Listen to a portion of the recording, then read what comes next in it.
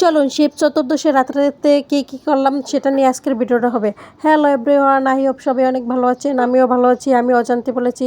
দেখেন, প্রথমে একবারে মন্দিরেই দিয়ে শুরু করলাম, যেহেতু আগে পিছে কোনো ভিডিও তোলা হয় নাই। মন্দিরে গিয়েই আমি লাইনে দাঁড়ালাম, দেখি অনেক ভিড়, তাই সবাই মিলে একটু ভিডিও ছবি এগুলো তুলে নিলাম। তারপর সেই শুভক্ষণ আমার উপস্থিত হলো বাবার মাথায় জল ঢালার। মন ভরে প্রার্থনা করলাম এবং বাবাকে ভক্তি ভরে জল ঢালাম। বাবাকে বললাম, বাবা একটু কৃপা করো। যাই হোক, এদিকে গোসাই আমার ভিডিওটা তুলে দিচ্ছে, সবাইকে বাবার দর্শন করিয়ে দিলাম। বাবার দর্শন করে আপনাদের কাছে কেমন লেগেছে অবশ্যই জানাবেন। এদিকে গোসাই আমাকে বলতেছে, তাড়াতাড়ি করেন, অনেক ভিড়। বুঝিনি তো, একটা মন্দিরে অনেক ভিড় থাকে, এই দিনে তো সবাই চায় ভক্তি ভরে প্রার্থনা করতে। তারপর আমি শেষ করে বেরিয়ে গেলাম। বেরিয়ে যাবার পর তো সাথে সাথে মন্দির থেকে বের হওয়া যাবে না, যেহেতু আমি অনেকের সাথে গেছি।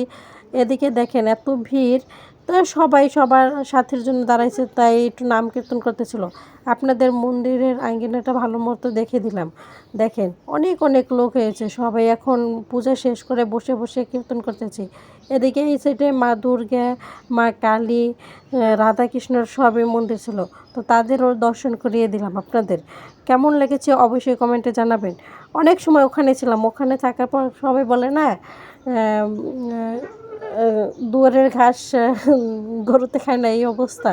তো আমাদের বাসার সাথেই একটা জায়গায় পূজা হয়েছিল, তো সেখানে আবার যেহেতু দুধ জল সবই ছিল, ঘি মধু, তো সেখানে ঢুকলাম। সেখানে ঢুকে মহাদেবকে আবার নতুন করে ওখানে মহাদেবের মাথায় জল ঢাললাম। ওখানে মহাদেবের মাথায় জল ঢালে পাশেই মা কালীর মন্দির ছিল, সেখানে পুজো দিয়ে সেখানেও কিছু সময় কাটিয়ে আমরা বাসায় চলে আসলাম।